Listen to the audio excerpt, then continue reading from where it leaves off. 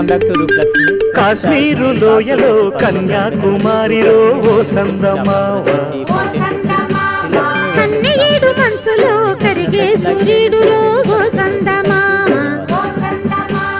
పొగరాని కుంపట్లు రగిలించినాదే, పొగరెక్కి చలిగాన్ని తగిలేసినాడే, చెమ్మా చెక్క చేత చిక్క మంచం వల్లే మారిపోయే మంచు కొండలు, మంచి రోజు మార్చమంది మల్లె దండలు.